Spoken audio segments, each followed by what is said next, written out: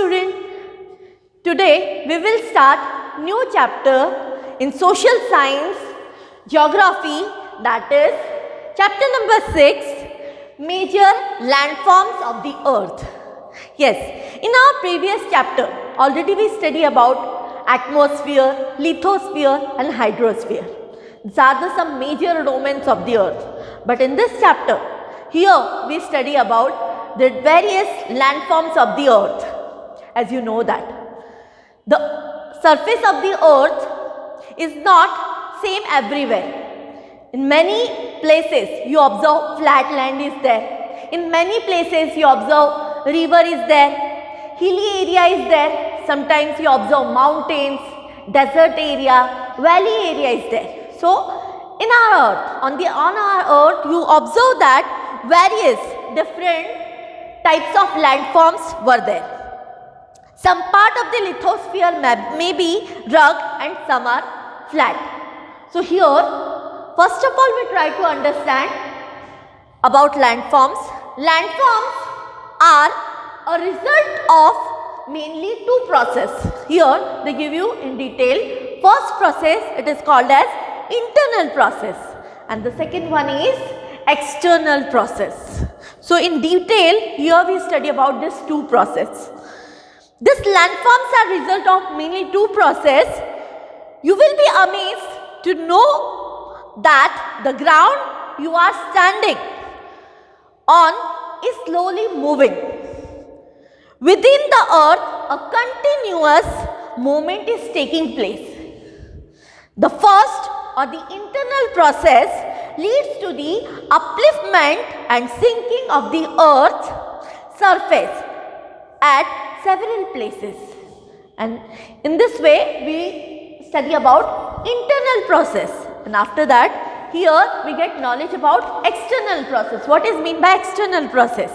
The second or the external process is the continuous wearing down and rebuilding of the land surface. Here we are talking about the wearing away of the earth's surface is called erosion. Already we studied about soil erosion. Due to the many agents of the soil erosion like wind, rain, due to rain you also observe that there is a soil erosion, and that's why we grow more and more tree to stop this erosion. After that we study about the surface is being lowered by the process of erosion and rebuilt by the process of deposition. Yes, this two process like erosion and deposit, they are continuously doing. Okay, so through this two process, internal and external process, these two processes are carried out by running water, ice and wind. These are the three agents of soil erosion. First is, again I repeat this, first is water, means a running water. Second is ice and third is a wind. So broadly we can group different landforms depend on elevation and slope as mountains, plains and plateau. So through this different example of landforms, in detail we study about this landform. Okay, I'll give you example which is given on first page. A hill is a land surface that rises higher than the surrounding area. Generally a steep hill with an elevation of more than 600 meters is termed as a mountain. Yes, more than 600 meter is termed as a mountain. So here some mountains with a height of more than 8,000 meter. Okay, I'll give you example. The highest mountain of the earth is Mount Everest with a height of 8,850 meters. Then we are talking about the second most highest mountain is K2 mountain. The another name of K2 mountain is Mount Godwin Austen. Okay, and the height of Mount Godwin Austen is 8,611 meters. And our third highest mountain, which is Kanchenjunga mountain. The highest third mountain of the world. Here we are talking about the height of Kanchenjunga is 8,580 meters. Yes, in our surrounding also you observe many mountains were there, like Girnar mountain. But if we talk about this kind of mountain, they are very small mountains. So here one by one we study about different landforms of the mountain, landforms of the earth. Look at this picture, student. In this picture, I will show you different landforms of the earth. Here, I will show you lake, river, different water bodies like mouth of the river, then tributaries, distributary, sea area. Then you observe different mountains, mountain range as well as hilly area, strait, isthmus, then plain part, plateau, desert and delta landforms. So in this picture, here they show you the different landforms of the earth. Here student, first we try to understand the term mountain. In our surrounding, you observe mountains. A mountain is any natural elevation of the earth surface. So, the mountains may have a small, summit and broad base. It is considerably higher than the surrounding area. If you compare with a flat land or a plain part of the area, it is higher than the plain surface. Some mountains are even higher than the clouds. Yes, you feel like that. As you go higher, the climate becomes colder. In some mountains, there are permanently frozen rivers of ice. They are called as glaciers. There are some mountains you can't see as they are under the sea. Because of harsh climate and less people live in the mountain areas. Since the slopes are steep, less land is available for farming, and that's why you saw in many areas people are doing terrace farming. Means in a slopey area like Assam, you saw the farming of tea garden. They developed tea garden in a slopey area. It is possible, but here you observe very less land is available for farming other crops, for growing other crops. Okay, so mountain may be arranged in a line.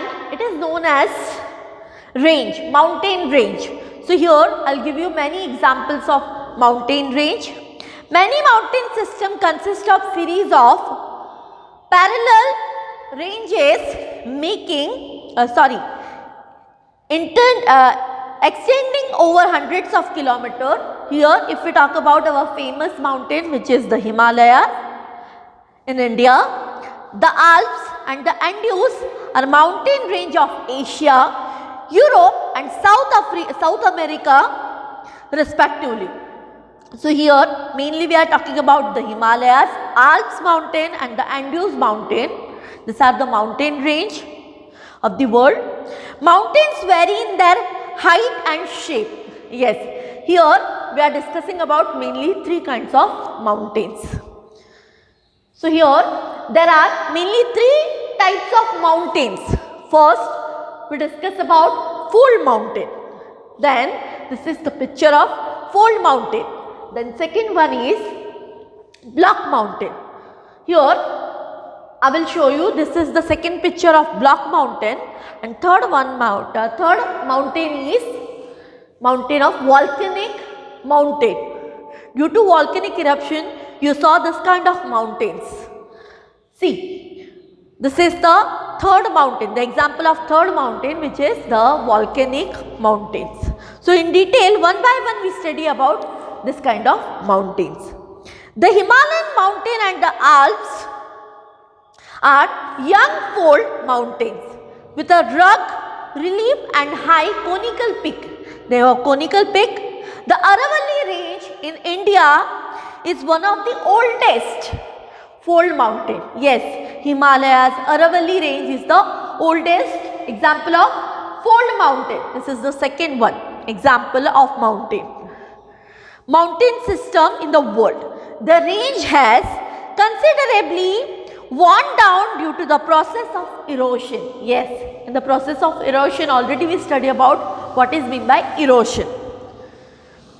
Here the uplanches in North America and the Ural mountain in Russia have rounded feature and low elevation. They are very old fold mountains of the world. Here we are talking about which two mountains? Appalachians and Ural mountain. These are the oldest fold mountain of the world. Then we are talking about block mountains. Block mountains are created when large areas are broken. First of all we talk about this fold mountain, then here we are discussing about second part. Block mountains. Block mountains are created when large areas are broken and displaced vertically. The uplifted blocks are termed as host. This is the host part. Here I will show you. This is the host or the uplifted area. Uplifted blocks, here you observe it. It is termed as the host. And the lower block, it is called as graben. The lower part of the mountain, it is called as a graben. The Rhine Valley and the Vosges mountain in Europe are the example of such mountain system. So, if we talk about volcanic mountain, this is the third type of mountain. Volcanic mountains are formed due to volcanic activity, means a volcanic eruption. Here I will give you the example like Mount Kilimanjaro in Africa and Mount Fujian in Japan are the example of such mountains. Mountains are very useful. If we talk about the uses of mountain is, the mountains are a storehouse of water. Yes. From the mountain, you saw many rivers are flowing. Many rivers have their source in the glaciers in the mountains. Reservoirs are made and the water is harnessed for the use of people. Water from the mountains is also used for irrigation and agriculture. Here, if we talk about generating of hydroelectricity. So, I will give you some example. Some important projects covered are Sardar Sarovar project. This is also a hydroelectricity project. Here they generate electricity from the water. Then if we talk about the second most project, hydroelectricity project is hydro power project of Ukai. And the next one is hydro power project of Kadana in Mahisagar district. So, these are some example of hydroelectricity project. The river valley and the terrace are idea for cultivating crops in mountain area. Mountains have rich variety of flora and fauna. What is meant by flora and fauna? Here you find many animals and vegetations, means a plant, variety of plants you observe here. The forest provides us different products from the mountain area. Like if we talk about our ancient time, at that time we get many herbs from the mountain area. So, here they give you some example like the forest provides us fuel, fodder for animal, shelter means a wood for us, and other products like if we talk about gum, resin, etc. Mountains provide an idyllic site for tourism. Yes, many people visited hilly area and that's why you saw many hill stations were there in India like Ooty, then Himalaya. here many people visited every year. They visit the mountains for their scenic beauty. Several sports like paragliding, hang gliding, river rafting and skiing are popular in the mountain area. So, through this, in this part we get knowledge, lot of information about mountain landform. As you know that Earth is divided into different landforms. So, here we study about our second landform, which is plateau part. A plateau is an elevated flat land. It is a flat top table land. Yes, it is called as a flat top table land, standing above the surrounding area. Yes. So, here we are talking about a plateau may have one or more sides with steep slope. Yeah, it's a sleepy area. As you know that our Saurashtra part is also a plateau part. The height of the plateau often varies from few hundred meters to several thousand meters. Plateau like mountain may be young or old. Here, if I give you the example of Deccan Plateau. Deccan Plateau means western and eastern Ghat in the south part of Narmada river. So, the Deccan Plateau in India is one of the oldest plateau of the world. Yes, in India you saw Deccan Plateau. It is the oldest plateau of India. The East African Plateau in Kenya, Tanzania and Uganda and the Western Plateau of Australia are other example of plateau part. The Tibet Plateau is the highest plateau in the world with a height of 4,000 to 6,000 meters above the mean sea level. Yes, always we measure plateau part with the sea level. So, here they give you the example of Tibet Plateau, which is the highest plateau in the world. Plateaus are very useful like mountains. They are very useful because they are rich in minerals deposited here. We get different metals, different minerals from the mined area. As a result, many of this mining in the world are located in the plateau areas. Here I will give you with examples the African plateau. If we are talking about African continent, the African plateau is famous for gold and diamond mining. Mining means when we dug the soil, we find diamond as well as gold, precious stones. And if we talk about our India, in India huge reserves of iron, coal as well as manganese. Here we find manganese also. So manganese we find are found in the Chota Nagpur plateau. Near the Chota Nagpur plateau we get minerals like iron, coal and manganese. In India, in the plateau area, there may be several waterfalls also. These are the storage of water also as a river flow from a great height. Yes, we get water for the irrigation, for the agriculture. In India, the Handrev Fall in the Chota Nagpur plateau on the river of Suvarna Rekha and the Jog Fall in the Karnataka are the best example of such waterfalls. Yes, many people visited this kind of waterfalls because it creates natural scenery there. The lava plateau are rich in black soil that are fertile and good for cultivating many crops. So here, as you know that some deposited soil means a fertile soil, alluvial soil. This soil is used for cultivating different kinds of crops. So near the plateau area, many people they are doing farming activity. Many plateaus have scenic spots and are of great attraction of tourists. Yes, near the Deccan Plateau you saw many hill stations were developed because people visited every year for the beauty of this place. Here we study about our third landform. It's the plain part. First we try to understand the plain part. Here we live on plain part.